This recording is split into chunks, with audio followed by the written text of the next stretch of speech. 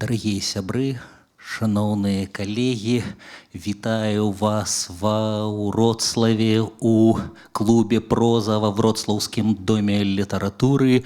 Мы вяртаемся з лекцыямі, з сумным, мудрым назовам ад Васіля Быкова «Доўгая дарога дадому». Szanowni przyjaciele, szanowne przyjaciółki, witam Was serdecznie we Wrocławiu w klubie Proza, Domu Literatury Wrocławskiego. Wracamy do cyklu spotkań pod smutną nazwą, ale mądrą, od Wasila Bykowa «Długa droga do domu». Сённяшні выклад, лекцыя, якая будзе больш чытаннем перакладаў і размоваю навокал іх, называецца «Перакладчык у чужой кватэры».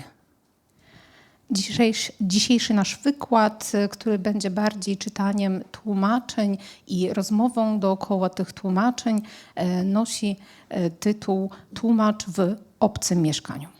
Так напраўду перакладчык заўсёды пасярэдзіне адной нагой на сваёй тэрыторыі, а другой закрочвае на чужую. Tak naprawdę tłumacz to zawsze jest pośrodku, jedną nogą na własnym terenie, a drugą nogą stąpa już na cudzy teren.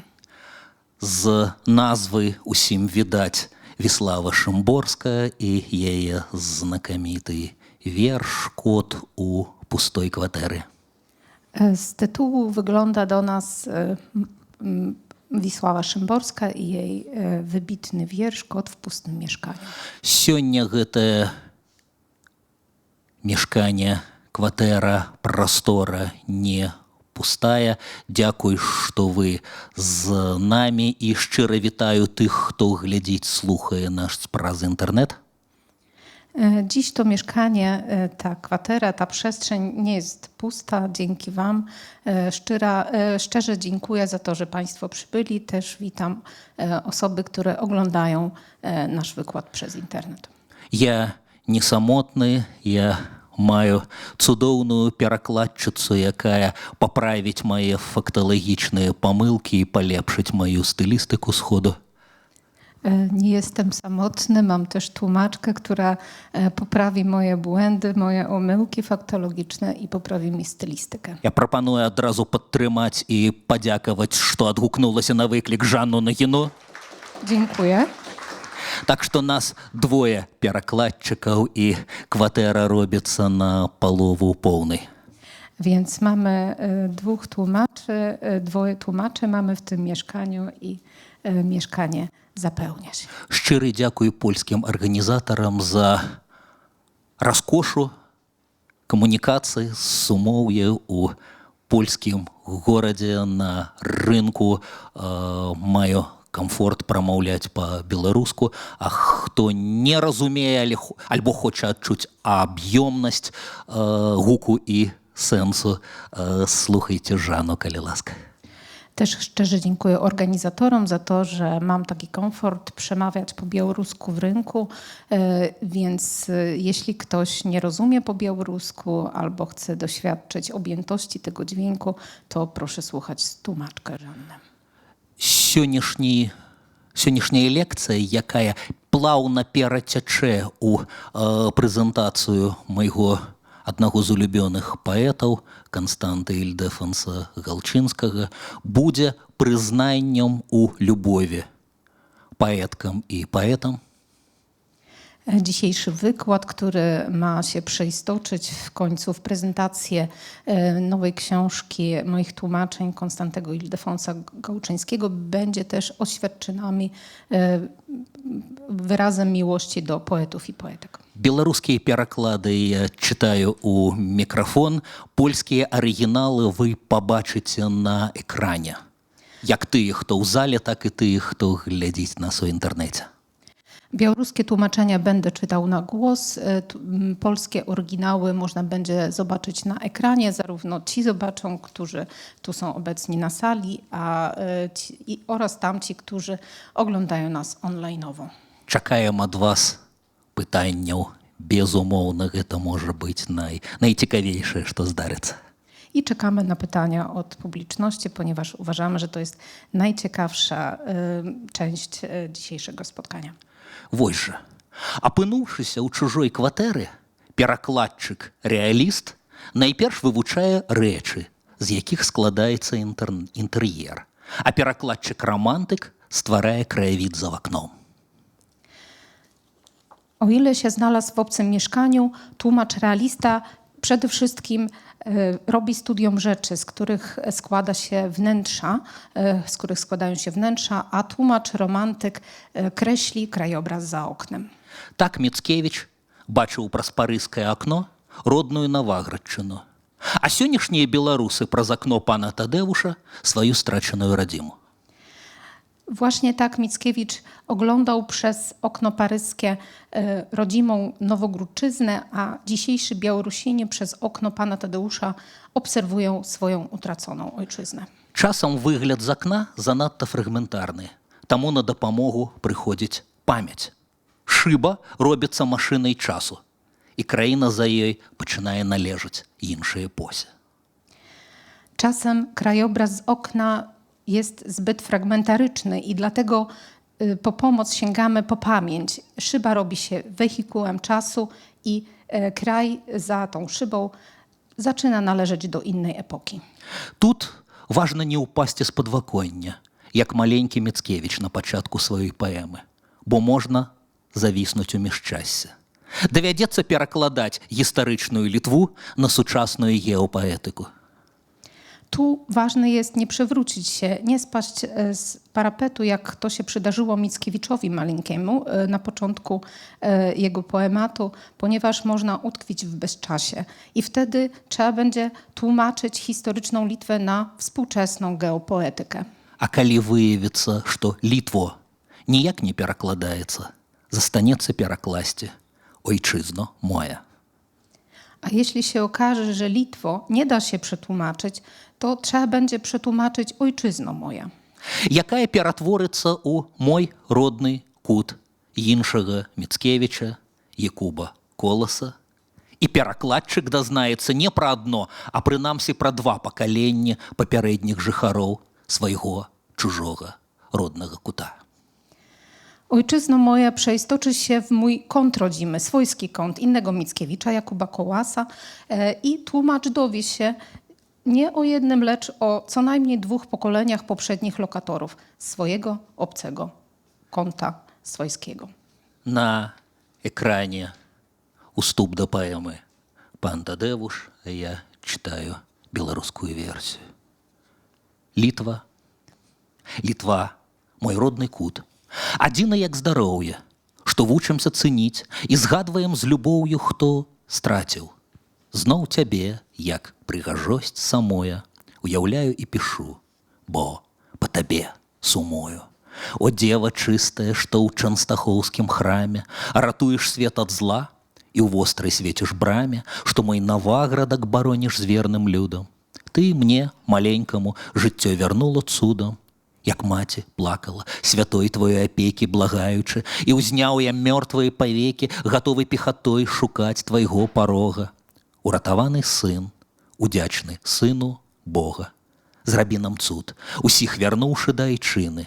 А сёння у родны кут нясі мае ўспаміны туды, дзе высяцца пагоркі між барамі, дзе нёман у лугах, нібы ў зялёнай раме, дзе збожжа колеры каштоўныя сплетае. Бо жыта срэбнае, пшыніца залатая, дзе грэчка нібы снег, свірэпка як з бурштыну, дзявочаю красой румяніць канюшыну, ды зрэдку на мяжы, каб сэрца лад узрушыў зялёнай вартаю, ціхуткі шэпт і грушу. Перакладчык-асветнік не можа не будаваць гарызантальных сувязяў, таму, трапіўшы ў чужую кватэру, пачне са знаёмства з суседзямі. Tłumacz oświeceniowiec nie może unikać budowania relacji poziomych. I dlatego jak trafi do obcego mieszkania, zacznie od zaznajomienia się z sąsiadami. Хто такія? Ці шумныя? Якія святы адзначаюць?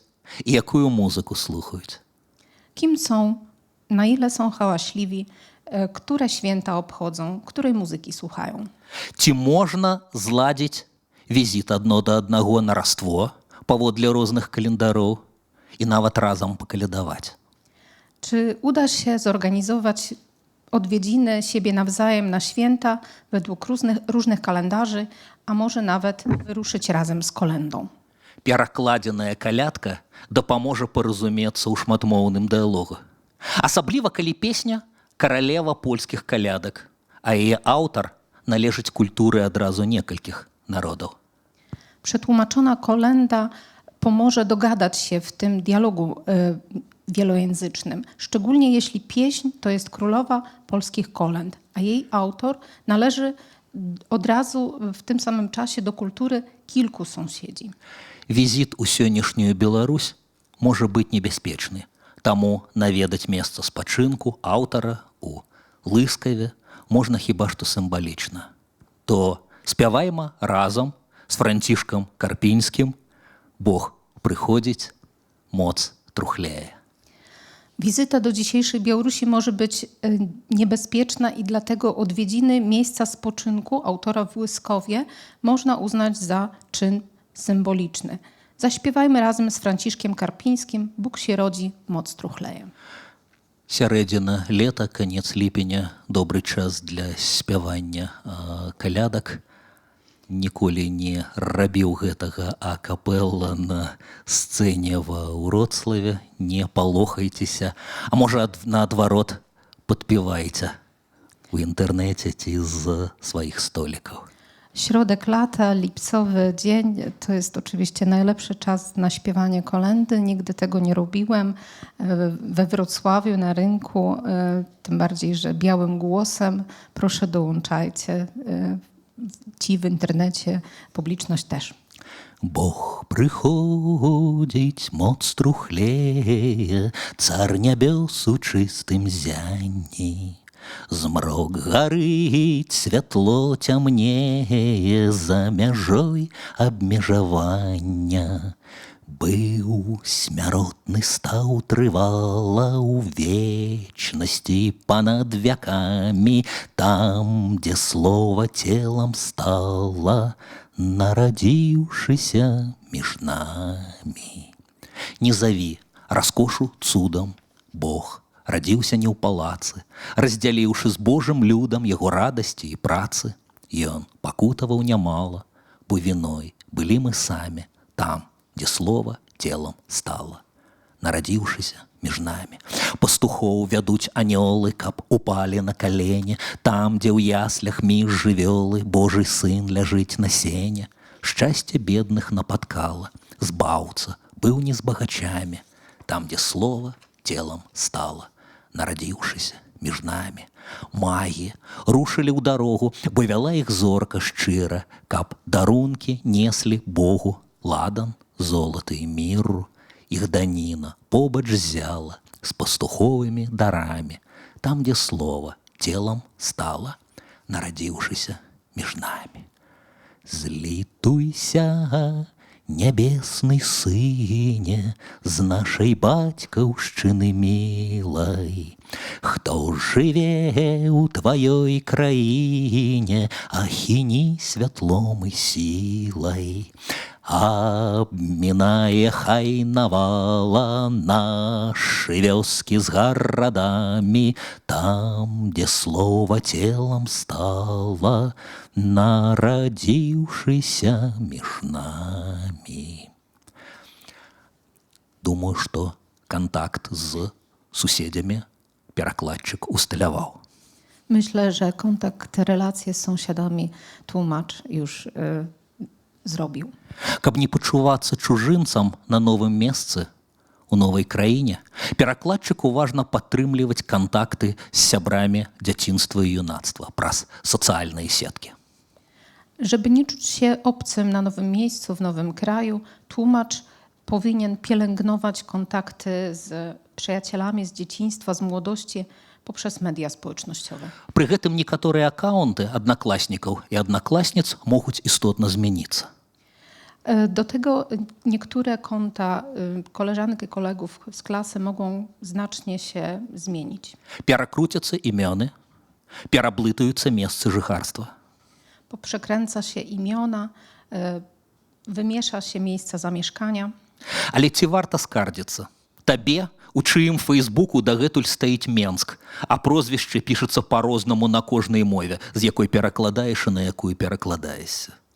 Ale czy warto się skarżyć tobie, w czyim Facebooku do teraz jest zaznaczony Mięsk, a nazwisko pisze się inaczej w każdym kolejnym języku, z którego ty tłumaczysz i na który tłumaczą ciebie? Магчыма, твой знаёмы перакладчык з іўрыту, Павел К., будзе наракаць, што ты наўмысна зрабіў Паўлам мірнага Адама з Тель-Авіва. Możliwe twój znajomy tłumacz z hebrajskiego Paweł K. będzie narzekał, że ty celowo zrobiłeś Pawła z pokojowego Adamu z Tel-Awiwu. Але ён яшчэ лёгка абышоўся, бо ў аднаго героя-самагубцы у гэтай песні памяняліся нават абставіны смерці. Ale on jeszcze nie za mocno ucierpiał, ponieważ pewien bohater, samobójca w tej piosence doświadczył zmiany okoliczności śmierci. Важна, што ўсе часткі гэтай чалавечай супольнасці, пераможцы і лузеры, далёкія і блізкія, жывыя і мёртвыя, засталіся галінамі і каранямі таго самага дрэва.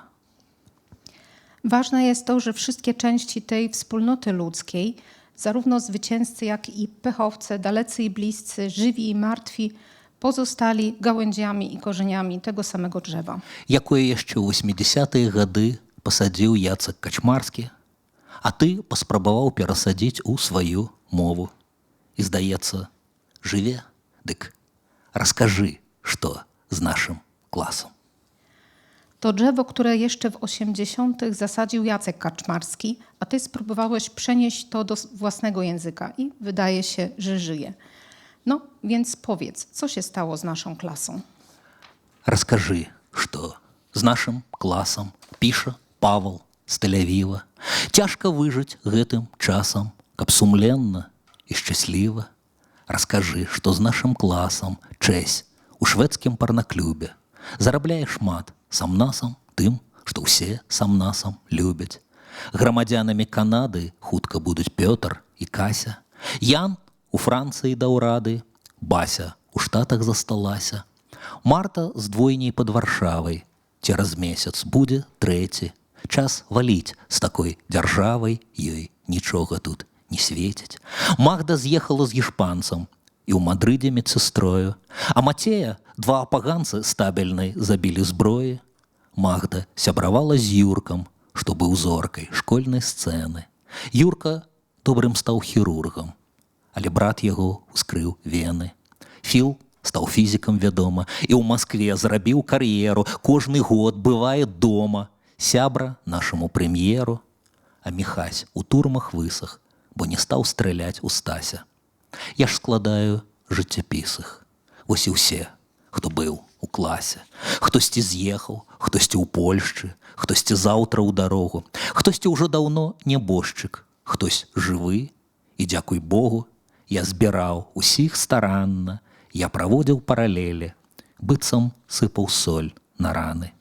Раны моцна не балелі, сталі жонкамі дзяўчаткі, хлопец з дзедам, хутка фініш. Маладосць паўзе спачатку, а пасля яе не спыніш. Кожны бог у свае 40, спім даўно ў сваёй пасцелі, нібы ўсе ляцім да зорак. А ці гэтага хацелі? Што са мной? Пра што я мару? Памяць мучае старая, быццам маца іх твары і ўслепую паўтарае усе дзіцячыя абліччы. Ды малюнак нетрывалы, я ж чакаю, хто пакліча, хованкі ці ў выбівалы. Прарастаючы паволі, кожны цягне, што ёсць сілы, лісця, парасткі і голле ад калыскі да магілы, каранямі з таго свету, хтосьці справа, хтосьці ўлева. Аж не верыцца, што гэта ўсё адно і тое ж дрэва. Але вернемся, памятаеце першы пункт, да тых, хто найперш уважліва przyглядаецца да рэчаў. Wróćmy jednak do tych, kto przede wszystkim uważnie przygląda się rzeczom. Выяўляецца, што іх рэчаў патрэбна зусім не шмат. Okazuje się, że tych rzeczy potrzeba zupełnie niedużo. І ніякай лішняй раскошы, каб не шкадаваць, як герой Чэслава Мілаша, пра раструшчаную ў Другую сусветную вайну парцаляну. I nie jest potrzebny żaden zbędny przepych, luksus, żeby nie czuć żalu, jak kiedyś bohater Czesława Miłosza do stłuczonej podczas II wojny światowej porcelany. Паэт, дысідэнт і, дарэчы, геніяльны перакладчык Станіслаў Баранчык уступіў у палеміку з старэйшым калегам. Poeta, dysydent, a przy tym genialny tłumacz Stanisław Baranczyk podjął polemikę ze starszym kolegą. Магчыма, дзеля таго, каб ужо ты на паўстагоддзя пазней, апынуўшыся ў чужым пакоі, зразумеў, што гэты пакой тут не адзіны. Ён вядзе ў іншы пакой, а той яшчэ кудысьці, можа ў Шытэйне, а можа ў Краснагруду. Może dlatego, żebyś ty już o pół stulecia później, kiedy trafiłeś do obcego pokoju, zrozumiałeś, że ten pokój to nie jest jedyny, że prowadzi do innego pokoju, a ten do kolejnego. Gdzieś tam, może do Szetejn, może do Krasnogrudy i tak w nieskończoność. А магчыма, ніякага пакою наогул няма, бо ёсць толькі вечная бездомнасць і валізка, куды змяшчаецца трохі рэчаў. Ды яшчэ памяць, куdy улазять трохи болі. A może żaden pokój w ogóle nie istnieje, a jest tylko bez końca bezdomność, tułaczka i waliza, gdzie mieści się trochę rzeczy, a jeszcze do tego pamięć, do której mieści się odrobinę więcej. Напрыклад, цэлы вялікі мурал побач з універсітэтам Адама Міцкевіча ў Познані. Na przykład ogromny mural obok Uniwersytetu Adama Mickiewicza w Poznaniu.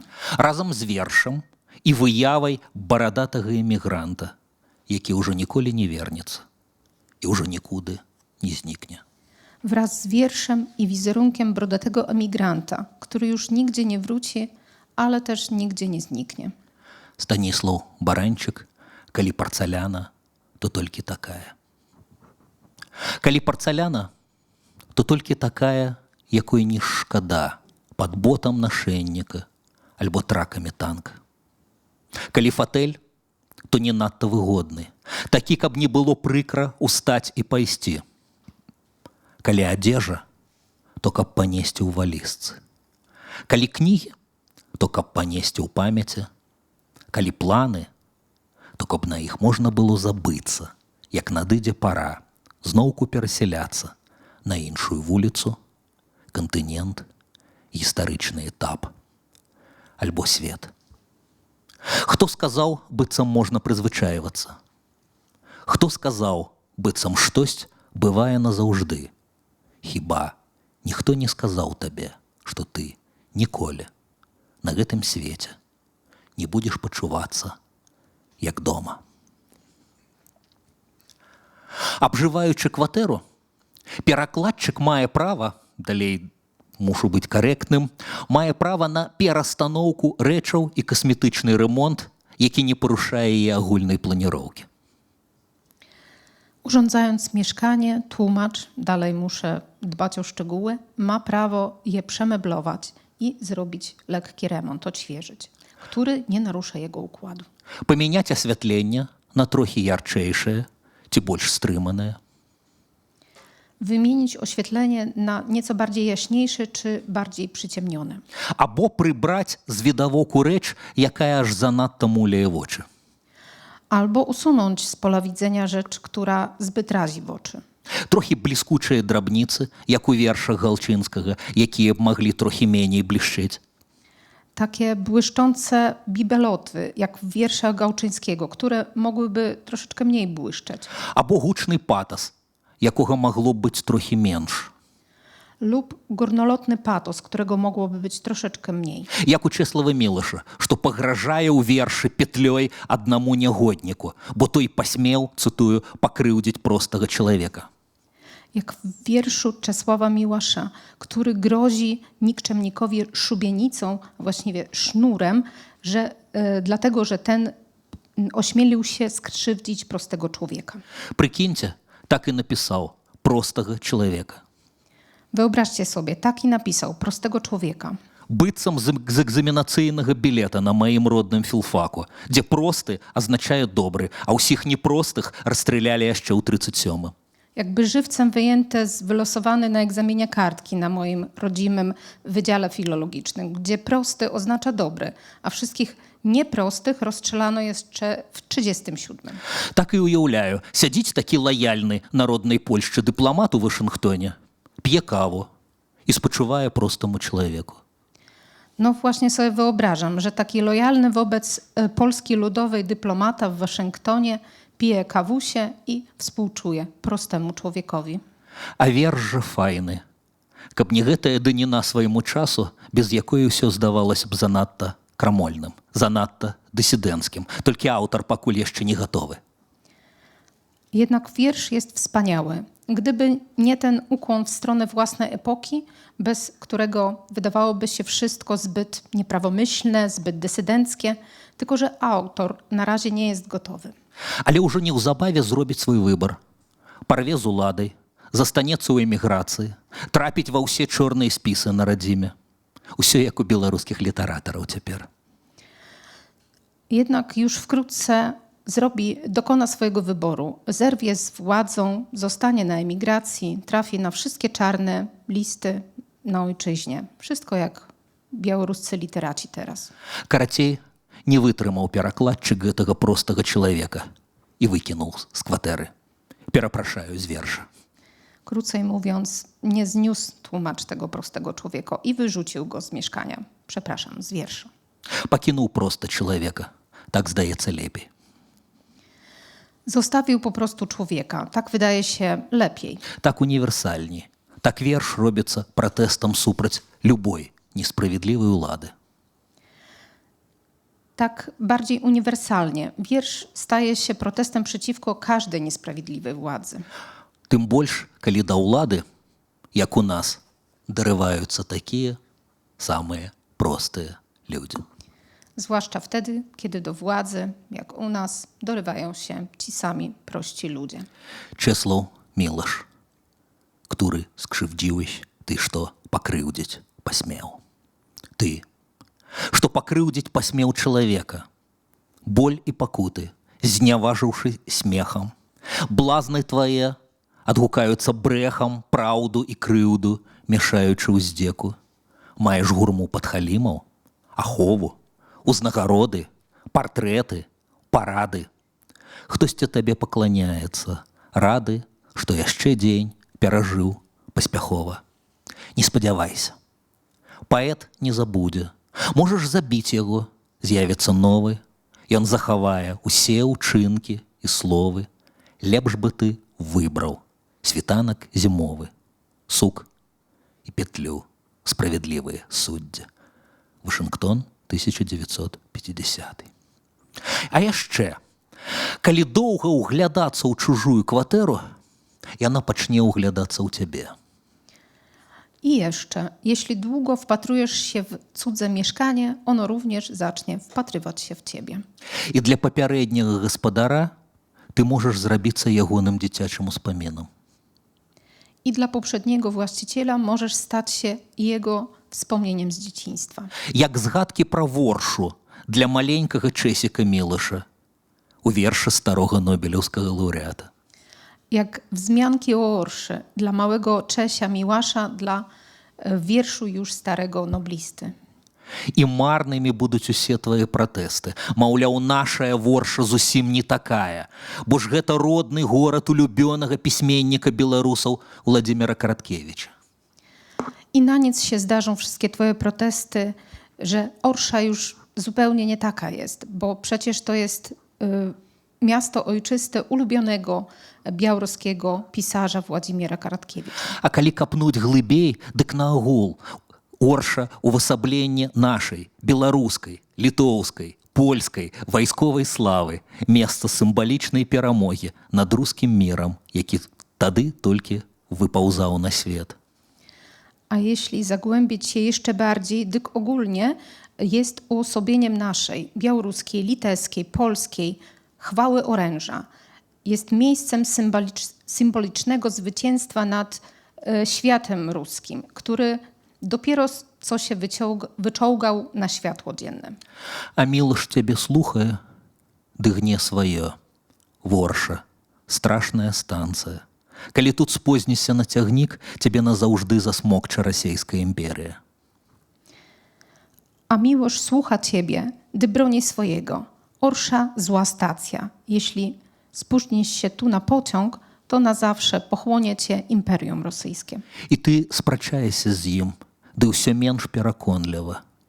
Бо імперія сапраўды ўсё расце і паўзе на захад, і засмоктвае ў сябе і польскага хлопчыка ў 1918 і цябе, дарослага ўжо беларускага дзядзьку ў 2026, які ўжо ўцёкшы за Нёман, за Буг, за Віслу, на самую Одру.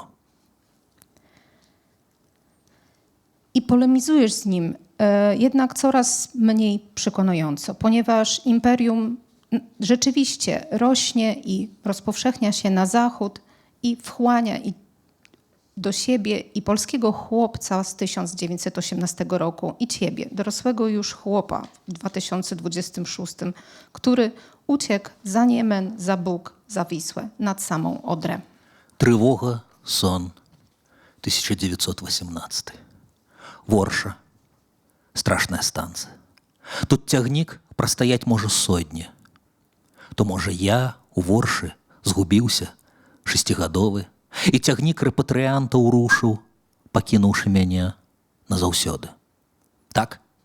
Быццам я зразумеў, што буду кімсьці іншым, паэтам іншае мовы і іншага лёсу. Быццам пабачыў свой скон на берагах Клымы, там, дзе марское дно, усё белае ад людскіх чарапоў. І мяне скаланула ад вялікай трывогі, што стала крыніцай усіх маіх прышлых трывогаў.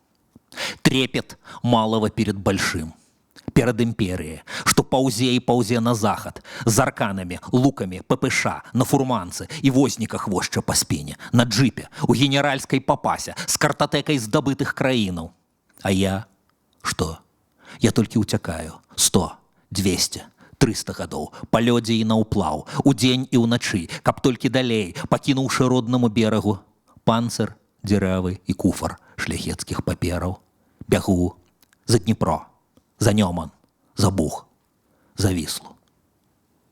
Ажно прыбываю у горад высокіх дамоў, доўгіх вуліц, і мучыць мяне трывога, бо дзе мне, вяскоўцу да іх, бо толькі ўдаю, быццам мне зразумелая хуткая іх гаворка, спрабуе ад іх схаваць свой сорам, сваю паразу. Хто мяне тут накорміць, калі крочу па хмурным світанкам з драбязою ў кішэні толькі на каву, не болей. Уцякач з уяўных краінаў, каму я тут буду патрэбны. Сцены каменныя, вусцішныя, абыякавыя. Парадак не для майго, для іхнага разумення. Цяпер сядзі і не рыпайся, не ўцячэш далей. 1985. Які ж пісьменнік, а перакладчык, таксама пісьменнік, не пачынае знаёмства з чужой кватэрай ля яе кніжных паліцаў. Cóż to za pisarz, a tłumacz to też pisarz, który nie zaczyna zapoznania się z obcym mieszkaniem obok półek z książkami. І тут яго чакаюць дзівосы. Падобныя карэньчыкі, вокладкі, але на іх трохі болей жаночых імёнаў. I tu czekają na niego cuda niewidy. Podobne grzbiety i okładki, jednak trochę więcej jest nazwisk kobiecych. У сябе на радзіме ты прывык, што амаль усе класікі гэта мужчыны. А жанчыне можна хіба што пераклад жаночай прозы даверыць. U siebie na ojczyźnie przyzwyczaiłeś się, że prawie wszyscy mistrzowie literaccy to mężczyźni, a kobiecie można chyba że zlecić tłumaczenie prozy kobiecej. І прозвішча перакладчыцы не будзе на вокладцы, а дзесьці ў сярэдзіне, такімі дробнымі літарамі, што чытачы і не знойдуць. I nazwisko tłumaczki nie będzie widniało na okładce, lecz gdzieś w środku, takim drobnym maczkiem napisane, że czytelnicy i nie znajdą. А тут убожухна, на самюсенькай вокладцы. А вершы збольшага без рыфмы. І жанчынам можна пісаць верлібры. A tu, o Jezu, właśnie, że na okładce i wiersze generalnie białe, bez rymów. I kobietom dozwolone jest pisanie wierszy wolnych. І не толькі пра каханне. А калі ўжо пра каханне, то так, як хочацца ёй, а не як падабаецца яму. I nie tylko o miłości. A jeżeli już o miłości, to właśnie tak, jak ona by chciała, a nie tak, jak mu się podoba. Дзіва дзіўнае. Ёй 60, а ў яе галоўнае ў жыцці каханне.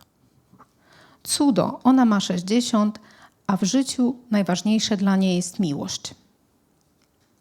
Родныя дзеці кажуць: старая вар'ятка, але астатнім падабаецца, бо так шчыра і смела, што нават іншых разнявольвае. Własne dzieci mówią stara wariatka, a publiczności się podoba, ponieważ szczerze i odważnie, tak aż inni poczuwają się wyzwoleni. Нехта вунь ужо на самых галоўных у свеце класікаў мужчынаў паглядае з падазрэннем. Ktoś już na najważniejszych na świecie mistrzów zerka z podejrzeniem na mężczyzn. Анна Свершчынска, пара вершаў з кнігі «Я баба, естем бабу». Шекспір. Утаймаванне наравісты. Рэнесансавы актор размахвае бізуном, ганяючы па сцэне дзяўчыну, якая паўстала супраць лёсу дзяўчыны. Мужчыны 20 веку б'юць уладкі. Далей. Старая жанчына. Яе прыгажосць Атлантыда, якую яшчэ не адкрылі. Пра яе любоўныя пакуты пісалі тысячы гумарыстаў. Найгеніяльнейшыя з іх увайшлі ў школьную праграму. Толькі яе каханне з д'яблом было сур'ёзным, як вогнішча, і палала ў людскіх фантазіях вогнішчам.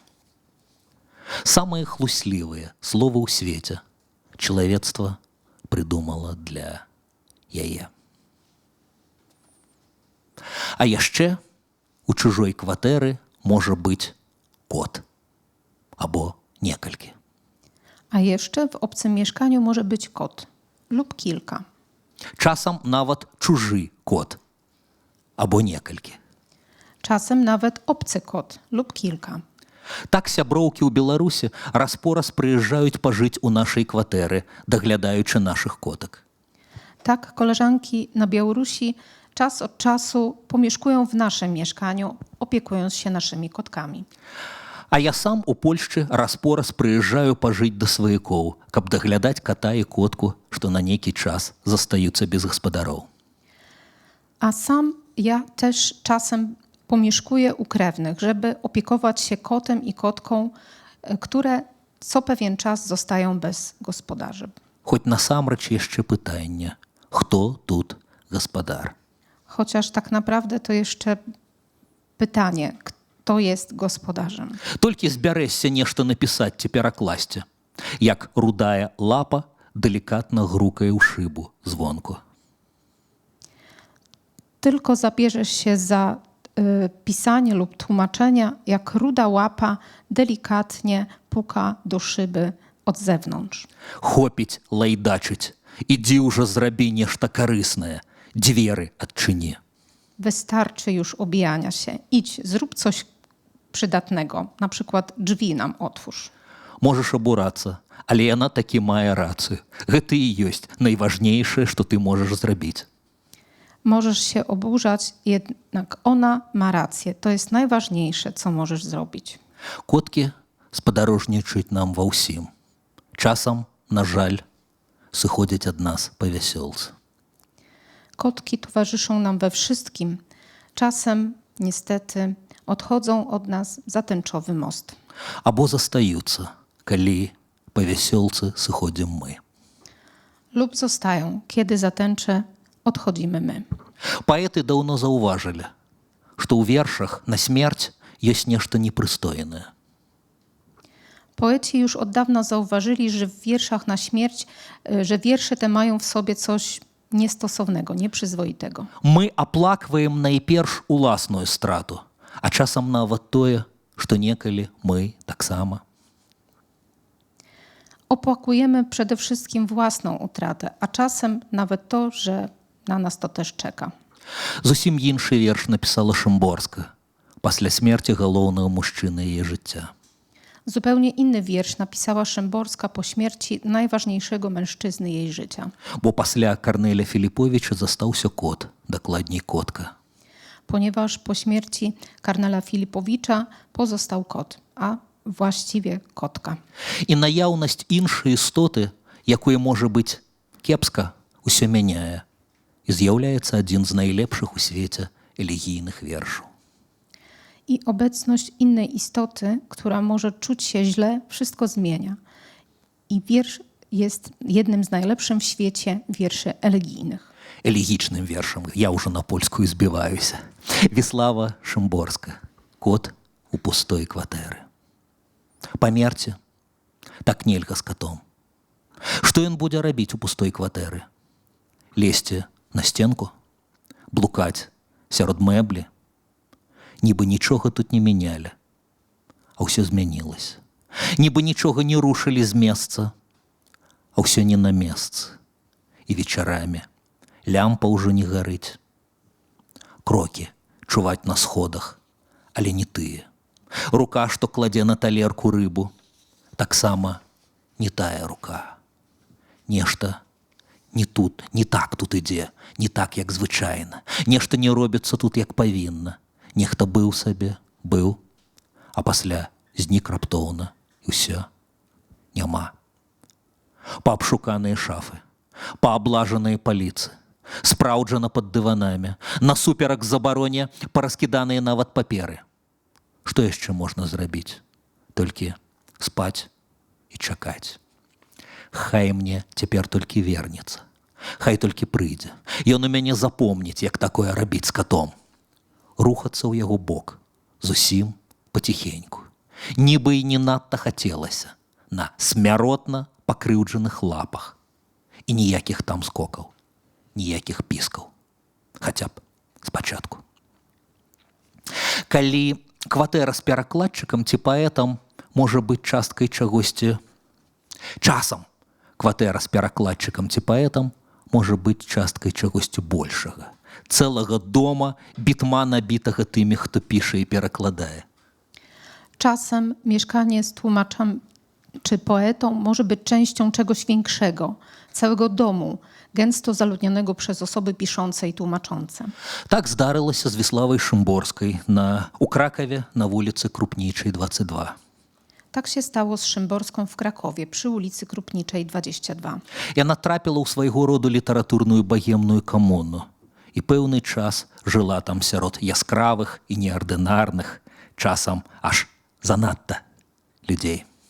Ona trafiła do pewnej literackiej komuny cyganerii artystycznej i pewien czas mieszkała wśród wybitnych, nieprzeciętnych osobowości, czasem aż zbytnio.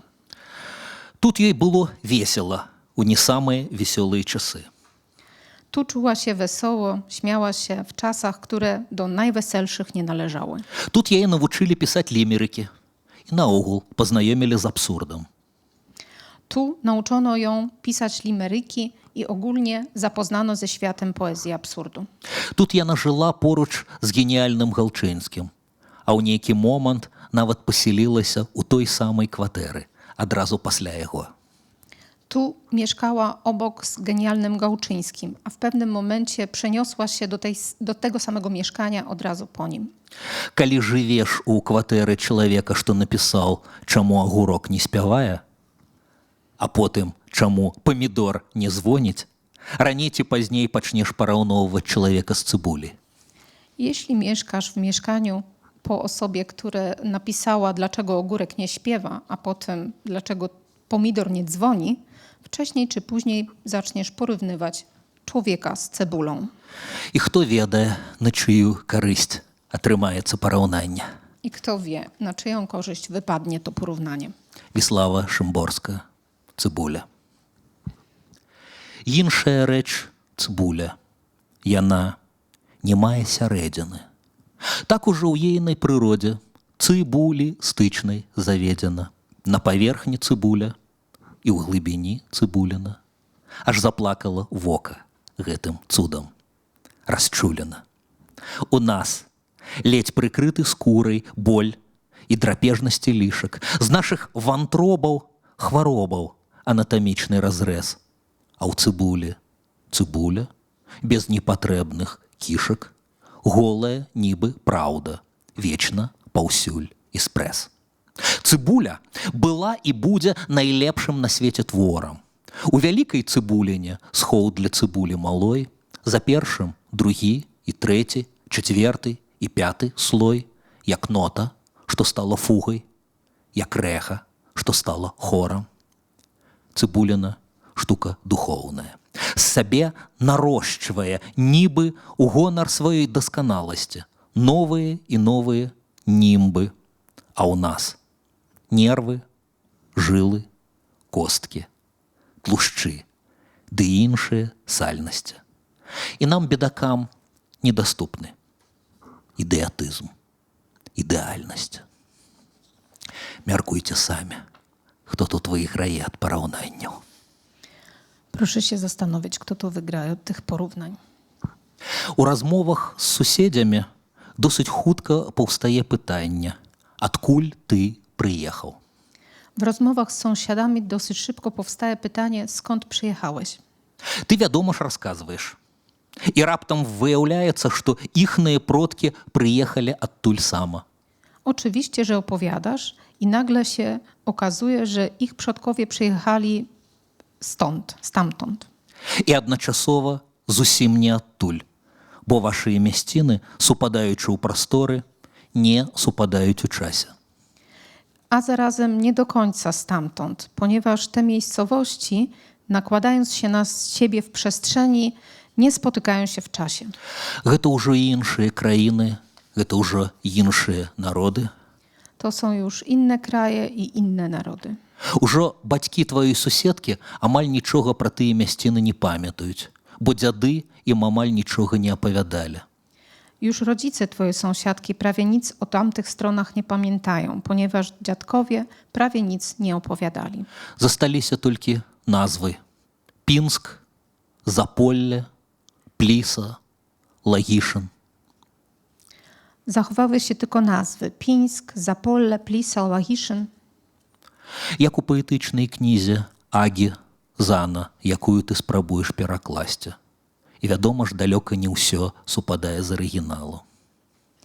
Jak w zbiorze poezji Agi Zano, którą też próbujesz tłumaczyć i wiadomo, że nie wszystko pokrywa się z oryginałem. Але Ага і сама перакладчыца, прычым не абы-якая, ведае, як яно бывае з пераездам з мовы ў мову. Jednak Aga i sama jest tłumaczką i nie byle jaką i wie, jak ono bywa z przeprowadzkami z języka na język. Паміранне, частка першая. Спаліць, засыпаць вапнай, закапаць. Гэтыя курныя хаты, аборы ды земляныя падлогі, што панаехалі з Пінска, Заполля, Плісы, Лагішыны. Рызніцы знішчыць, грамніцы, прасвіры і аплаткі. Спляжыць вагон, які дакаціўся адтуль у слончык, хатуль, ды мяшэчак з кашай. Кароўку, сена для кароўкі і пацер по-свойму. Ажно блісне іскра, ударыць скала аб скалу, зямля скаланецца, і ўсё ўжо будзе тутэйшым. Далей.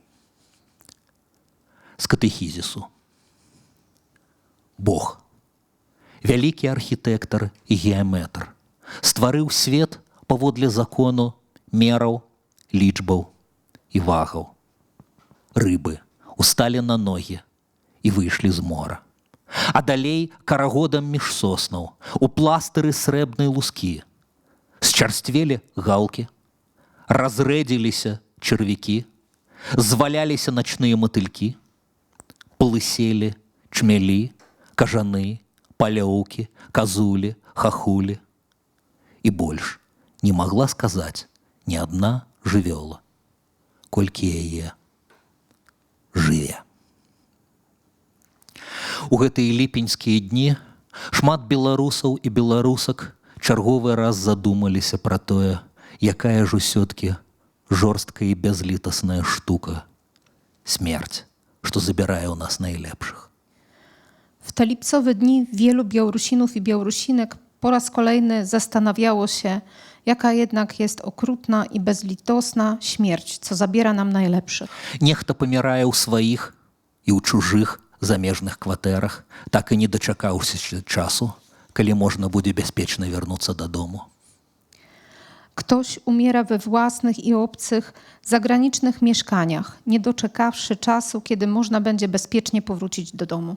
А ў кагосьці дома сыходзяць родныя і блізкія, і немагчыма прыехаць, каб развітацца. A ktoś traci w domu swoich krewnych i bliskich i nie ma takiej możliwości, żeby przyjechać i pożegnać się. А ў кагосьці дома можна шукаць узнёслых суцішэнняў, шукаць у прыгожых ідэалістычных тэорыях. Można szukać wzniosłych pocieszeń w uroczych teoriach idealistycznych. Або спрабаваць выпусціць пару, апусціўшы стылістыку па-за межы цэнзурнага. Albo spróbować dać upost emocjom, przekraczając stylistyczne granice cenzury. А можна спалучыць, здавалася б, неспалучальнае, як робіць добрая літаратура. A można połączyć, wydawałoby się, rzeczy, których nie da się połączyć, jak to robi dobra literatura. Суцішаць не хлусячы, як казала набелістка Герта Мюллер у размове з набелісткай Святланай Алексіевіч. Pocieszać nie kłamiąc, jak powiedziała noblistka Gerta Müller w rozmowie z noblistką Swietłaną Aleksiewicz. На кніжнай паліцы у маёй часовай кватэры, на вуліцы Турэмнай, ёсць кніга з вершам сучаснай польскай паэткі, які тут будзе дарэчы. Na półce z książkami w moim tymczasowym mieszkaniu przy ulicy Więziennej jest książka z wierszami współczesnej polskiej poetki, który, jak wydaje się, będzie na miejscu. Верш з падвойным кодам, бо трымаецца на міжмоўнай аманіміі. Wiersz, który ma podwójny klucz, ponieważ bazuje na homonimie międzyjęzykowej. Смерць – гэта паварот на дарозе, як напісаў геніальны партугальскі паэт. Śmierć to zakręt na drodze, jak napisał genialny poeta portugalski. І смерць – гэта курва на эстрадзе, як гэта самае чуецца польскаму і беларускаму вуху. Śmierć to kurwa na estradzie, jak odbiera to polskie i białoruskie ucho. Здаецца, абедзве версіі маюць рацыю. Wydaje się, że obydwie wersje mają rację bytu. Зрэшты, і слова кватэра, якое я так часта сёння ўжываю, міжмоўны амонім. Па-польску яна таксама азначае адрес, але не ў шматкватэрных будынках, а на могілках. Również wyraz kwatera, który dzisiaj bardzo często używam, jest homonimem międzyjęzykowym. Po polsku ono oznacza również adres, tylko że nie w bloku, lecz na cmentarzu. Крыстына Дамбровска, «Дарога пчол». Смерць – гэта курва на эстрадзе. Піша мне партугальская паэтка у адказ на мой мэйл пра пахаванне бабулі. Так напраўду яна піша, гэта паварот на дарозе. Але, як ведаем, на дарозе ад мовы да мовы процьма розных паваротаў. Неяк я расказвала ёй па-ангельску, Верш Лесьмяна, дзе пчолы памылкова павярнулі ў свет, ці паза свет памерлых. Яна спрабавала вымавіць слова «пшчола». Амаль атрымалася. Выйшла «ПСО». А гэта ж з ПСО цытата. «А морте а курва да эштрада». Мне больш даспадобы у памылковым польскім перакладзе. А ты што на гэта скажаш, бабуля? Бывае і так, што ты далёка не першы і, мабыць, не апошні, хто жыве ў чужой кватэры. Czasem jest tak, że nie jesteś ani pierwszy, ani ostatni, kto mieszka w obcym mieszkaniu. 5 гадоў таму, у ліпені 21-го, маё выгнанне з Беларусі, я тады не ведаў, што гэта надоўга, пачалося з месяца ў Варшаве на літаратурнай стыпендыі. 5 lat temu, w lipcu 2021, moje wygnanie z Białorusi, a wtedy jeszcze nie wiedziałam, że to jest tak na długo, zaczęło się od miesiąca w Warszawie na stypendium literackim. Засяліўшыся ў прызначаную стыпендыяту кватэру, я знайшоў сярод кніжак на паліцы пляшку чырвонага віна. W mieszkaniu ze stypendium znalazłem wśród książek na półce butelkę czerwonego wina. Нехта забыў? Ды не, гэта не кніжка, такое не забываюць. Ktoś zapomniał? No nie, to przecież nie jest książka. Na takie coś się nie zapomina. Можа, знак гасціннасці з боку арганізатару? Może gest gościnności ze strony organizatorów? А можа, прывітанне наступніку ад стыпендыста папярэдніка? A może to jest pozdrowienie swojemu następcy od stypendysty poprzednika? Я знайшоў інфармацыю, што папярэднікаў было двое. Пара з Украіны, паэтка і паэт, але таксама перакладчыца і перакладчык, Дарына Гладун і Лесік Панасюк. Znalazłam informację, że poprzedników było dwoje. Para z Ukrainy, poetka i poeta, a również tłumaczka i tłumacz, Daryna Gładun i Lesik Panasiuk. Перакладчыкі нашых, Вальжыны Морт і Альгерда Бахарэвіч. Tłumaczyli naszych Walżynę Mort i Algerda Bacharewicza. Я піў віно і думаў пра міжнародную літаратурную супольнасць. Piłem wino i myślałem o międzynarodowej wspólnocie literackiej. Згадаў свайго старэйшага сябра, выдатнага паэта Богдана Задуру. Przypomniałem swojego starszego kolegę, wybitnego poetę Bohdana Zadurę, Які дзесяткамі перакладае важныя кнігі з украінскай. І ўсё часцей таксама з беларускай. który już na dziesiątki liczy sobie tłumaczenia ważnych książek z języka ukraińskiego i coraz częściej również z białoruskiego. Богдана Задуру, які аднойчы знайшоў у польскім сеціве досыць звычайнае для інтэрнэту пытанне. І напісаў у адказ адзін з самых незвычайных вершаў «Гатэль Украіна». Bohdana Zadury, który kiedyś znalazł w polskiej sieci dosyć zwykłe dla internetu pytanie i napisał w odpowiedzi jeden z najbardziej niezwykłych wierszy. Hotel Ukraina.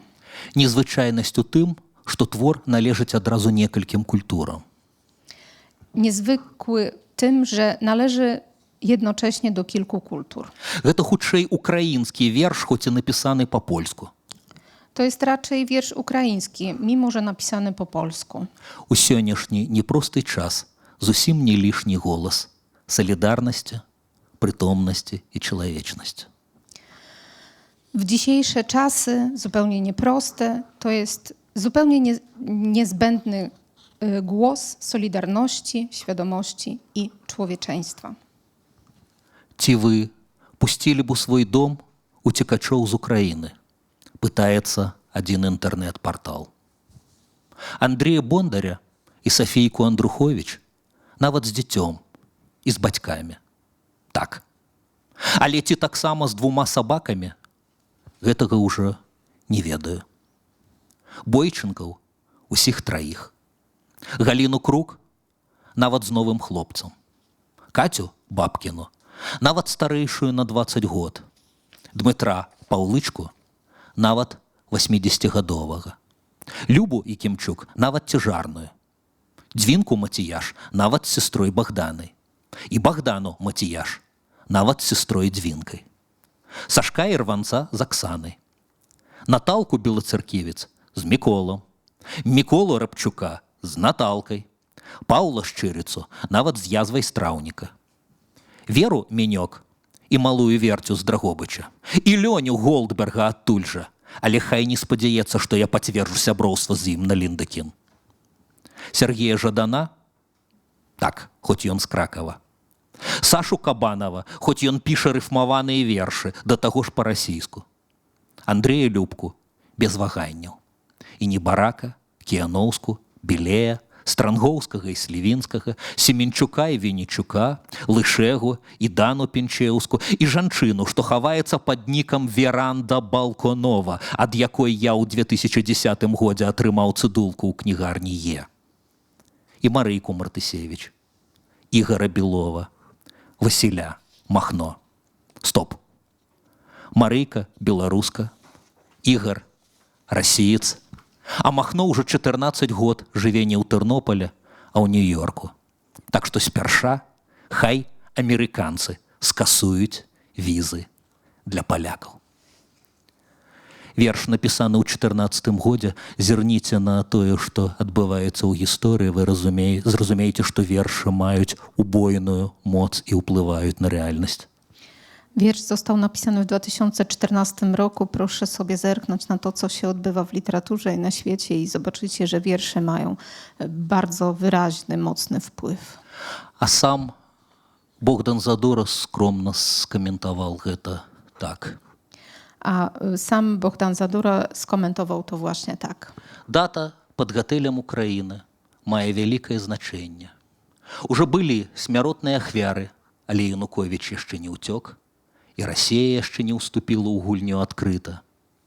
Калі выступаў адзін з польскіх еўрадэпутатаў і казаў, што Украіна ўвойдзе ў Еўропу, нехта з натоўпу крыкнуў: «Украіна – гэта Еўропа».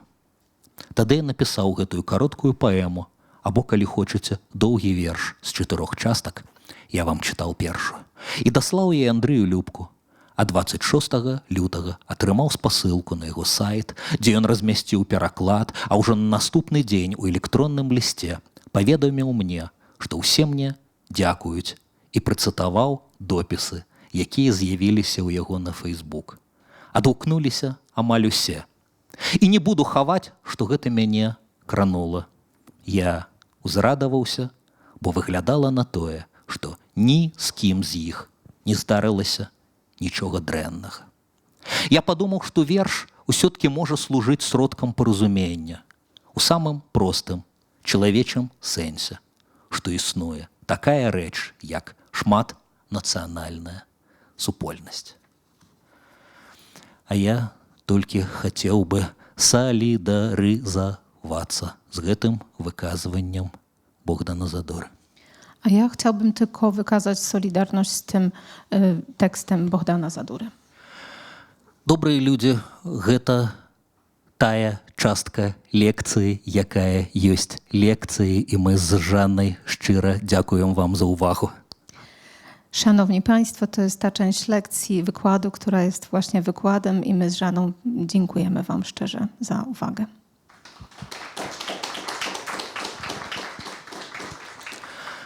Зараз мы можам зрабіць, як вы сабе захочаце. Калі адчуваеце, што хочацца задаць пытанне, можа быць, давайте задамо пытанне, а я потым крыху пачытаю вам з новай кніжкі Галчынскага. Альбо можам зрабіць наадварот.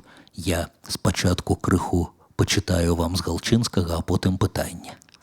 A teraz możemy zrobić tak, jak sobie zażyczycie. Jeżeli chcecie zadać pytanie, to możemy zacząć od zadawania pytań, a następnie troszeczkę poczytam z książki, nowej książki Gałczyńskiego, a możemy zrobić odwrotnie. Zaczniemy od Gałczyńskiego, a następnie będziecie zadawać pytania. Jak wy? Почитайте. Дякую. Дякую за ласкавий дозвол. То я почну. Мой аўтар любімы, гэта тоўсты том выбранага з усёй яго творчасці. Тут раннія, хуліганскія, правакацыйныя вершы. Zacznę od czytania, więc to jest zbiór wierszy, dosyć gruby, w którym są wybrane jego wczesne, prowokacyjne, chuligańskie wiersze. Ёсць перыяд, калі ён сядзеў у палоне, спачатку ледзь не трапіўшы ў Катынь, а потым 6 гадоў у нямецкім лагеры, дзе пісаў мала, але тое, што пісаў, класіка і нетленка. Jest też okres, kiedy był jeńcem wojennym, niemal nie trafiwszy do Katyniu, a następnie siedział w obozie niemieckim przez 6 lat i pisał. А потым вярнуўся ў не самую ласкавую Польшчу, як на мяне Галчынскі, найлепшы паэт самых кепскіх для паэзіі часоў. A potem wrócił do nie najmilszej Polski i dla mnie Gałczyński jest najlepszym poetą nie najlepszych czasów. Ён адваяваў сабе тэрыторыю свабоды ў клоунадзе, у абсурдзе. Ён фармальна выконваў як бы прадпісанне ўлады, але заставаўся унутрана свабодным у сваім цырку паэтычным. Właśnie wywalczył sobie teren w poezji absurdu, formalnie wykonując nakazy władzy, jednak pozostając wolny wewnątrz. Ён ладзіў скандалы, запоі, званіў у дзверы і якабы памылкова заходзіў у ванну да свайго суседа, прэм'ер-міністра народнай Польшчы. Właśnie był znany z afer, z pijaństwa, mógł zadzwonić, udając, że to przypadkiem do drzwi i wejść do łazienki do swojego sąsiada, premiera ówczesnej Polski. Змагаўся за ганарары і ўмеў выбіць сабе найлепшае, атрымаўшы прапанову ад рэдактара часопіса «Шпількі». Вы не маглі б зрабіць мне зніжку? Зрабіў контрпрапанову толькі тады, калі вы пераіменуеце часопіс у «Марскую свінку». Walczył o honoraria i umiał to robić, na przykład u redaktora czasopisma Szpilki, który zaproponował mu, żeby zrobił mu zniżkę. Powiedział, że owszem, ale pod warunkiem, że czasopismo zostanie przemianowane na Świnki Morskie. Ранні Галчынскі амаль не перакладальны, я гэтым шаленствам спрабаваў заняцца. Глядзіце, нічога як бы не супадае з арыгіналам, бо мне хацелася падкруціць тагачасныя мемы міжваеннай Польшчы да чагосьці, што будзе зразумела беларускім чытачам. Wczesnego Gałczyńskiego prawie nie da się tłumaczyć. Próbowałem i jak sobie zobaczycie, to prawie nic nie nakłada się na siebie, ponieważ postanowiłem, żeby przybliżyć Białorusinom memy II Rzeczypospolitej międzywojennej. Кажуць, што пытаюцца даследчыкі, што такое скумбрія ў тамаце. І пачынаюць тлумачыць, гэта кансервы, а значыць, штосьці пра кансерватыўнае, гэта бунт паэта супраць кансерватыўнай тагачаснай Польшчы.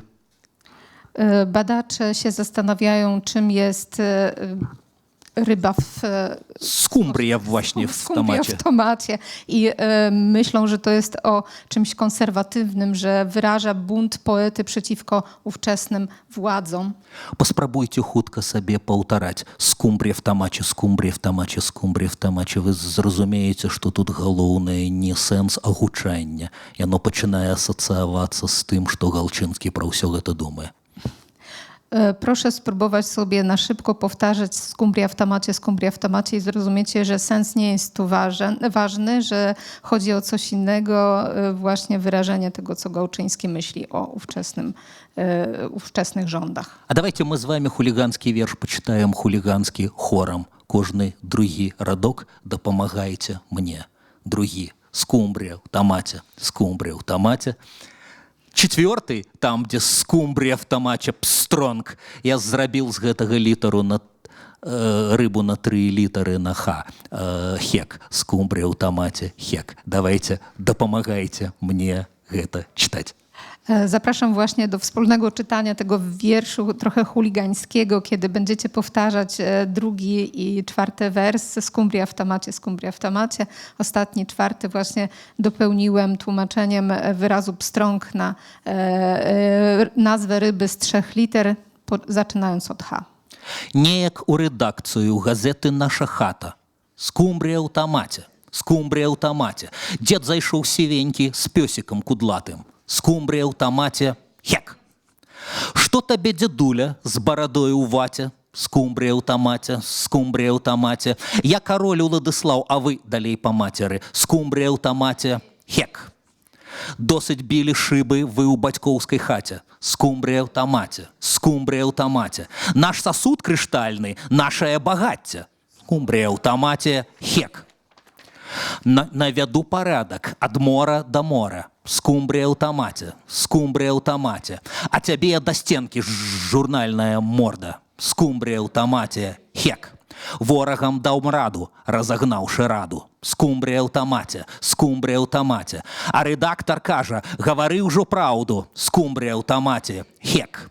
Маеш адчуванне місіі і доўгу? Скумбрія ў тамаце, скумбрія ў тамаце. Хочаш, каб жылі мы кепска ды недоўга? Скумбрія ў тамаце, хек.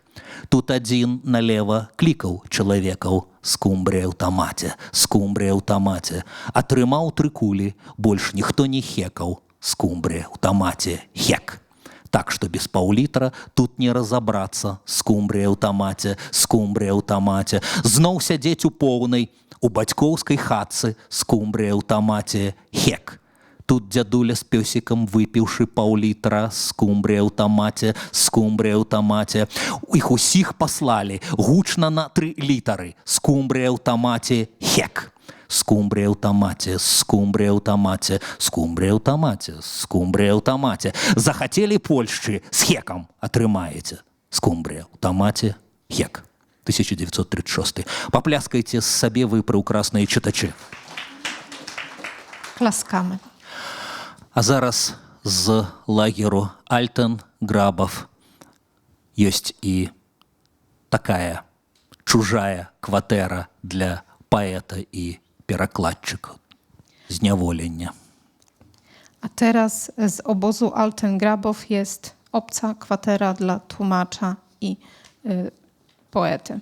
Мабыць, найлепшы верш галчынскага часоў другой сусветнай. Божая маці палонных. Wydaje się, że to jest najlepszy wiersz Gałczyńskiego z czasów II wojny światowej. Matka Boska Jeniecka. Матка Боска Сталягов. Лістападаўскі вецер дыхаў цеплом і скрухай, рэхам спаленых стужак. А за калючым дротам жаліўся лісцю букаў, нібы апошнім нотам. Выйшла з-за букаў да вязня і сказала: «Паслухай, я ўскладаю на голаў рукі табе, а ў далонях міласэрнасць і мужнасць. Чалавекам застацца, я начэй тваіх стома, дзён, бясконцая праца, барацьба і малітва, Божая маці палонных. Ведаю страх і роспач моцнага і слабога, адзінокія ночы і лісты на дасвецце, нібы кветкі сплятаю, і ў адзіным букеце усё пакладу ля трона сына твайго і Бога. Господ зірне з небёсаў і ўсіму даўшы рады, так памяняе імёны болесцям і патрэбам, што яны ператворацца ў дыяменты і смарагды, і найстрашнейшае гора стане зялёным дрэвам. Я застануся з вамі да канца з вашым болем, буду цвісці вербою усім, хто гіне ад сцюжы, песняю над адчаем, сонцам над мінным полем, грэючы вашы сэрцы, як замерзлыя ружы. До сустрэчы сыходжу да дзяўчын і да жанчын і дзяўчатак. Аднясу ў іх баракі добрыя сны з навінамі пра незабітых хлопцаў, пра мужоў, немаўлятак, а памерлых ад ранаў калыхаць-му рабінамі. Лагер Альтен-Грабов, лістапад 44. Яшчэ адзін тэкст, які называецца «У леснічоўцы». Гэта зусім позні галчынскі, якому наступілі такі улады на горла, зацкавалі, забаранili друк. Jest jeszcze jeden tekst w Leśniczówce, to już jest późny Gołczyński, któremu władze zakazali drukowania się i ogólnie. Ён знайшоў сабе прытулак на Мазурскіх азёрах у маленькай леснічоўцы, дзе, відаць, як ніколі добра яму працавалася, пісалася, перакладалася. Ён шекспіраўскі сон у летнюю ноч там пераклаў і напісаў найлепшыя свае паэмы. Znalazł pewien azyl na Jeziorach Mazurskich, gdzie czuł się dobrze, dobrze mu tam się pracowało, tłumaczyło się, pisało. Właśnie szekspirowski Son nocy letniej przetłumaczył. А зараз там над Ніцкім возерам у леснічоўцы пране досыць сімпатычны музей Галчынскага. Możecie sobie pojechać. Obecnie nad jeziorem funkcjonuje Muzeum Gałczyńskiego i można sobie tam pojechać. Тут, gdzie u niebiosach cely chor rozpiajanych зорок, домик z czerwonej cegły обживая пагорак, наш схоў леснічоўка пране у вераснёвым убранні. Хмель на рогах аленевых ледь трымаецца сыпкі, шыбы ў лісцях асенніх, восень ва ўсхліпах скрыпкі, ледзьве кранеш скрыпку тую, жаліцца і лемантуе. За вокнамі лес і поле, хвоям музыка сніцца, ноч прыходзіць паволі, і на стале газніца, шуміць святло гаваркое. Кажуць, Шопен меў такое. Ноч музычнай віхурай доўжыцца да світання, месяц са срэбнай фрызурай грае, як бах на аргане, елкі, дубы і хвоі, фартэпіана жывое, што ў леснічоўцы пране, грае за ўсіх старанні. Вецер блукаў дубровай, над возерам летуценяў, а парой вечаровай зноў газніцаў і теняў філіграннае гранне, месяц з яго дарамі, нібы ліхтар пры браме, у леснічоўку пране. Едзе фурманка ночы, як дзіцячы малюнак. Фурман заплюшчыў вочы, конік згубіў кірунак, тені бягуць па сценах, срэбны фіякар у тых тенях, о леснічоўка пране, падарожжа да рання. Ноч засыпае падворак срэбным святлом бы снегам, шыбы ў зіхценні зорак робіць узорным небам, і як сяброўка блізкая, зорка з люстэрка блізкая. І апошні, відаць, тэксты, які паспяваю сёння прачытаць. Праца над памылкамі самога Галчынскага, я б так яго назваў.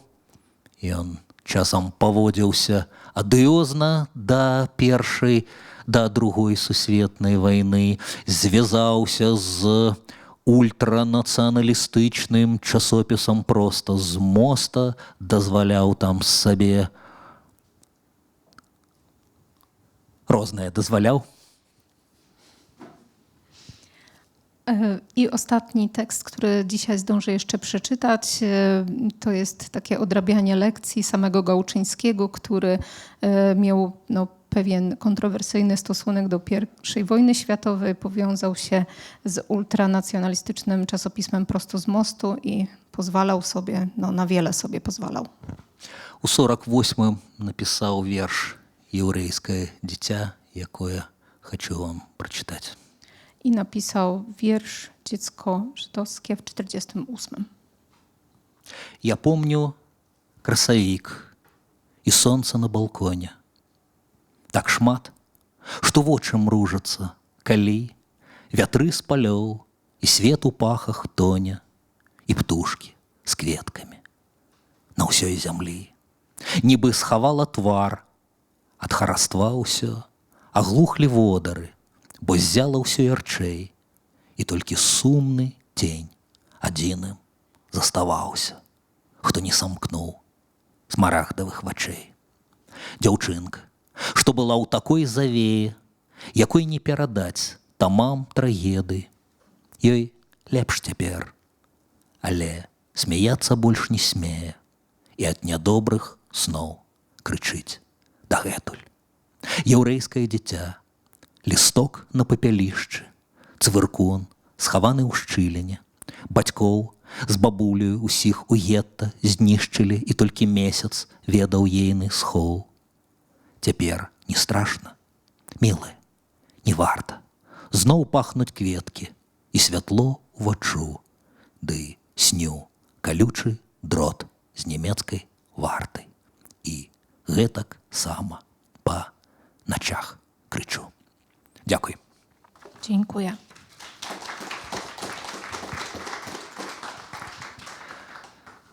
Далей, калі хочаце што-небудзь пачытаю ў нефармальнай абстаноўцы, калі гэта ўсё скончыцца, а вы уступіце са мной у кантакты у справах гэтай кніжкі.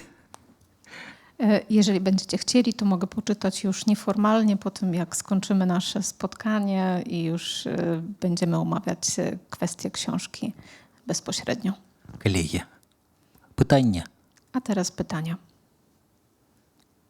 калі ласка.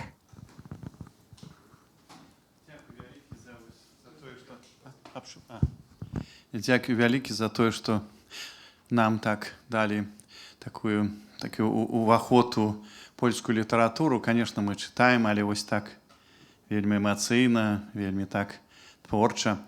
У мяне пытанне, вось вы выбіралі паэтаў, паэтак для перакладу. Ну, мне здаецца, гэта нонканфармісты усе. А такое пытанне, а ці можа быць паэт таленавітым, калі ён канфарміст, калі ён так спрабуе знайсці там паразуменне з уладай і так далей, з грашыма. Дзякуй. Tłumaczymy, tak. Dziękuję za taką możliwość wprowadzenia nas do literatury polskiej, ponieważ czytamy oczywiście, ale tak, żeby emocjonalnie i twórczo, to oczywiście bardzo nam Pan pomógł. Wybierał Pan do tłumaczenia poetów nonkonformistów, tak jak rozumiem, a pytanie moje brzmi następująco. Czy można uznać poetę za utalentowanego, jeżeli jest konformistą, próbuje porozumieć się z władzą, nawiązać relacje z pieniędzmi? Найлепшы паэт нямецкай мовы Гёте цудоўна ладзіў з уладай, грашыма, сістэмай. Najlepszy poeta niemiecki Goethe dawał sobie radę, żeby pogodzić władzę, pieniądze i sławę. Позні Александр Пушкін у росквіце свайго таленту і улады некепска даваў сабе, некепска дачыняўся з расійскай імперіі. Późny Puszkin na szczycie swojego talentu poetyckiego też dawał sobie radę, właśnie porozumiewał się z władzą rosyjską. Найлепшы паэт класічнай лацінскай мовы Квінт Гарацый, флаг цудоўна. Вы нават ведаеце імя мецэнат, праўда, які зрабілася нарыцальным праз высокага палітыка мецэната некепска дачыняўся з рымскай імперскай уладай. Najlepszy poeta świata łacińskiego, Quint Horatiusz, przyczynił się do tego, że znamy teraz takie słowo jak mecenas, które przyszło z imienia własnego do powszechnych słów i też nawiązywał relacje z władzami Rzymu. Злыя языкі часам называлі канфармістам Галчынскага, якога я сёння вам прадстаўляю. Czasem nazywano też konformistem Gałczyńskiego, którego dzisiaj prezentuję Państwu. Думаю, для ўсіх гэтых паэтаў яны б не былі геніямі, каб, як бы гэта сказаць, я думаю, што палітыка не займала іх замоцна. Яны лічылі, што верныя чамусьці важнейшаму у сабе у творчасці, чым палітыцы. Так часам бывае. Вось каб яны нейкае унутраны, каб яны нейкія унутраныя дачыненні унутраным дачыненнем з музай здрадзілі, то, мабыць, былі б негоднікамі і не змаглі пісаць геніяльных вершаў. Myślę, że wymienieni poeci byli geniuszami bez powiązań z polityką, że ta polityka ich w ogóle nie za mocno interesowała, ponieważ uważali, że są wierni czemuś większemu wewnątrz siebie. W przypadku, gdyby zdradzili muzom, to wtedy oczywiście uważaliby siebie za złych ludzi. Але гэта адзін з магчымых падыходаў. Можна інакш іх усіх ацэньваць, як вы разумееце. Ale to jest tylko jedna z możliwych interpretacji. Można ich oceniać inaczej, jak wszyscy rozumiecie. Калі ласка. Я таксама хочу падзякаваць. Было вельмі цікава і цудоўна пачуць і адкрыць для сябе у тым ліку нейкіх новых польскіх паэтаў. А ў мяне пытанне больш агульнае датычна перакладаў паэзіі. Што вы і агулам трэба ставіць у прыярытэт пры перакладзе паэзіі? Гэта сэнс, рытм, памер, ці можа быць форма, што на ваш погляд і што можа быць тэарэтычна трэба вось у гэтым усім захоўваць? Дзякуй. Я зараз штосьці... Tłumaczmy. Ласка. Chciałam również podziękować, ponieważ to jest taka cudowna możliwość odkrycia nowych poetów. A pytanie mam bardziej ogólne, dotyczy tłumaczeń. Co trzeba brać pod uwagę w pierwszej kolejności? Sens czy kształt, rytm, rozmiar? Na co zwracać uwagę? Зараз вельмі суб'ектыўна адкажу.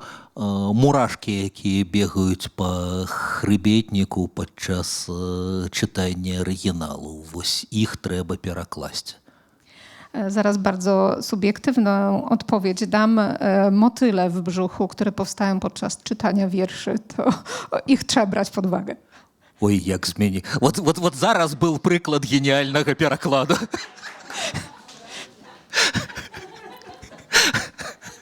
Я абяцаў, што мяне будуць паляпшаць, і гэта здарылася. Obiecałem, że będę poprawiany i to się zdarzyło. Я самую кропельку перабольшваю. Канешне, хацелася б, каб пераклады былі эквірытмічныя, каб не падаўжаліся, не скарачаліся радкі, каб рыфмаваныя тэксты заставаліся рыфмаванымі, не знікалі. І наадварот, каб з верлібраў славянскія перакладчыкі, рускія, напрыклад, вельмі любяць з верлібраў рабіць рыфмаваную паэзію. Гэта такі род варварства, канешне. Z rytmami, że krasiwie. Troszeczkę teraz wyolbrzymiam, ale generalnie oczywiście chciałoby się, żeby wiersz pozostawał prawie taki sam w tłumaczeniu, żeby nie skracano i nie wydłużano tych wersów, żeby pozostawały rymowane tam, gdzie w oryginale były rymowane i żeby odwrotnie wiersze wolne nie były tłumaczone na przykład na język rosyjski przez tłumaczy rosyjskich z rymami, ponieważ jest tak ładniej. Адзін з маіх мэтраў, так бы мовіць, чым трактатам захапляўся ацалёны в тлумачэнню, Станіслав Баранчык, якога я ўжо як паэта цытаваў, часам называл гэта семантычнай дамінантай. Вот намацаць у вершы самае важнае. Дзесьці гэта будзе гучанне, дзесьці гэта будуць неалагізмы, дзесьці гэта будуць гульні з цытатамі, дзесьці гэта будзе нейкі лаканізм. Карацей, самае дзівоснае, што робіць вось гэты верш 10-м, 20-м цудам свету, і вось гэты момант абавязкова перакласці.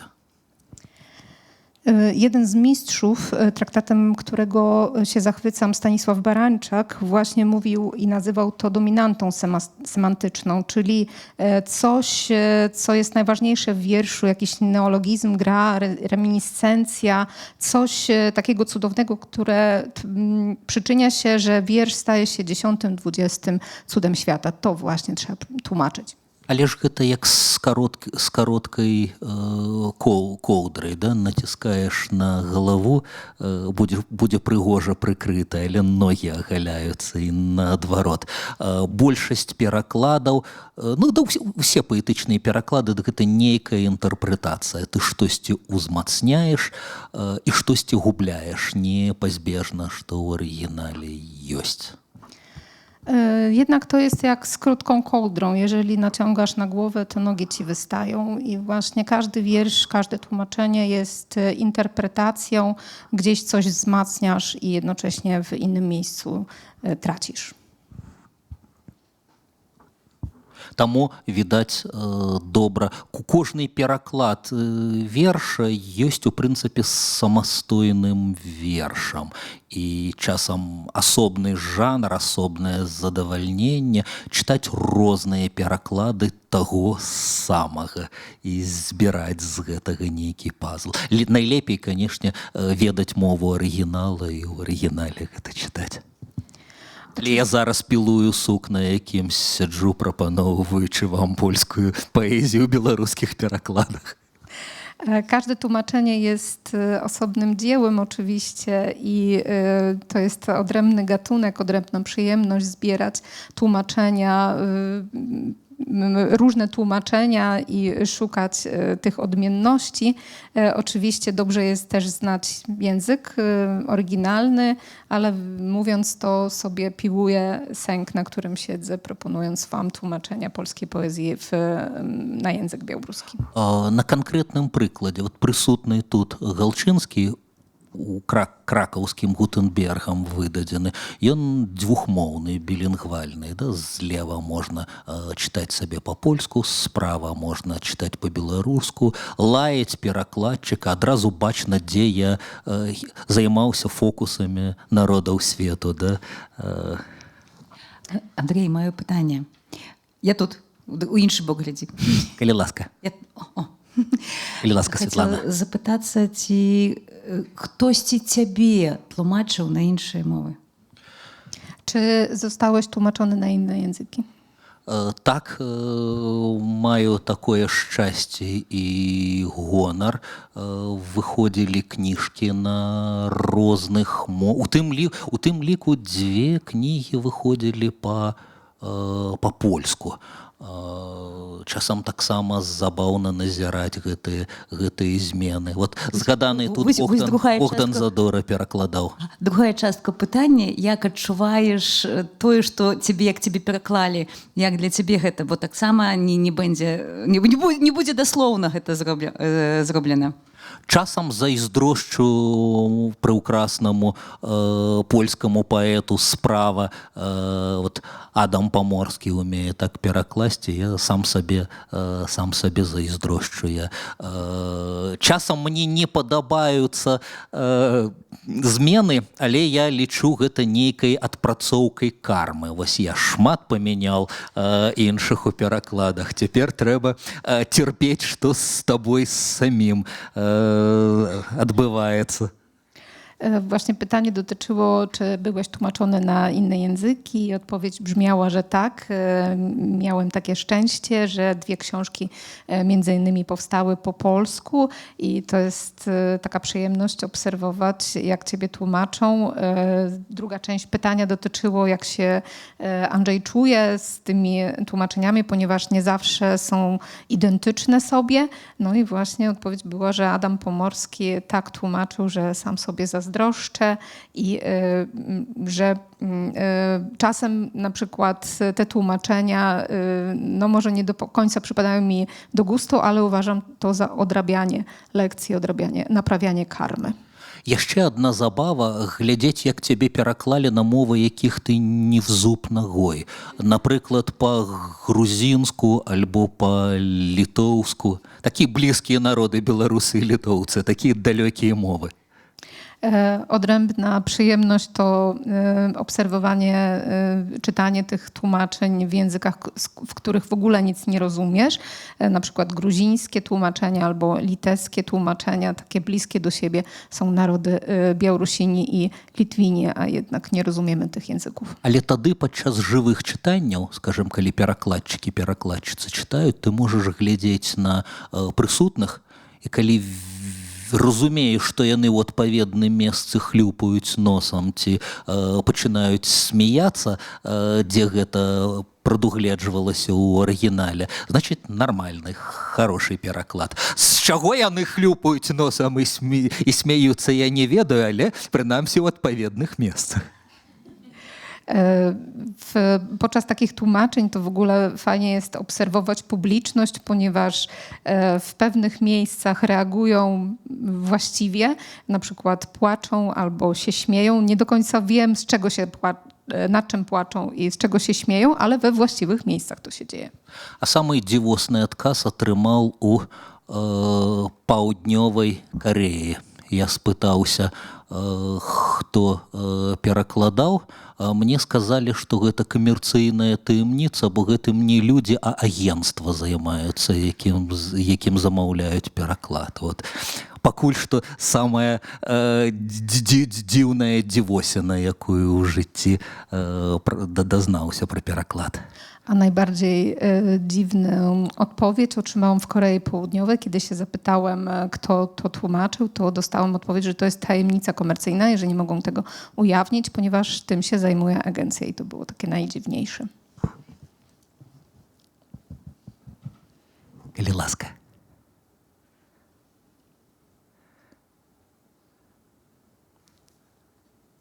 На інфармацыя пра камерцыйную таямніцу, я думаю, што гэта добрая нагода, каб скончыць нашу размову і непасрэдна перайсці да прэзентацыі кнігі. Як казаў Галчынскі, дарэчы, нішто на чалавека не робіць такога ўражання, як лічэбнікі. Людзі чуюць лічэбнікі і пачынаюць впадаць у неадэкватны стан.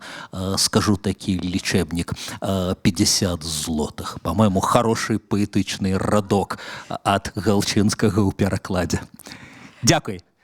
Dziękuję. Właśnie rozmowa o tajemnicy komercyjnej jest dobrym pretekstem do zakończenia naszego spotkania, tej części, żeby przystąpić... U Iryny, po-mojemu, pytanie, tak?